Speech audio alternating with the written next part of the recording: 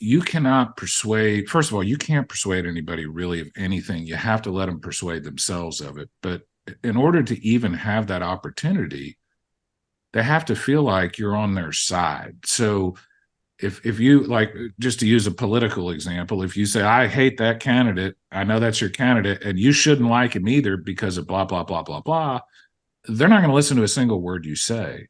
But if you say, you know what, I love the candidate, I think I see what you see in him, a lot of great points with that candidate.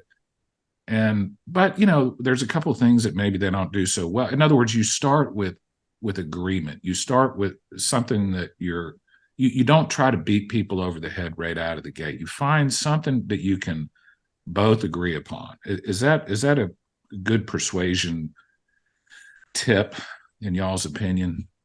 I think so, yes. And I would say, like, as a journalist, right? Like, I was taught the who, what, where, when, and why, and put the strongest point up first, right? Like, literally, that is like the inverted pyramid is the way you write a story. It's like strongest point first, and any supporting information goes lower.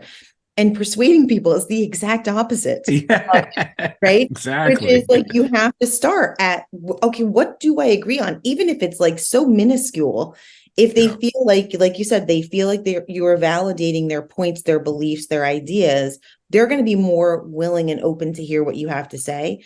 The other technique they might want to use, and we talked about certainty being the biggest barrier to convincing, is you might want to use the term FUD, which is fear, uncertainty, and doubt. And essentially, what you're doing is you're just getting them to like question their beliefs. Maybe they don't know as much about the topic as they believe they know. Maybe their certainty could be turned into uncertainty if you presented facts or emotions in the way that they want to hear it.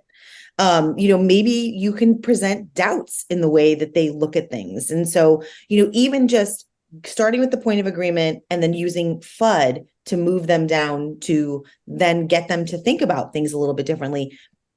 But you have to have the discipline. And here's where most of us just fall short of this. You have to have the discipline to stop.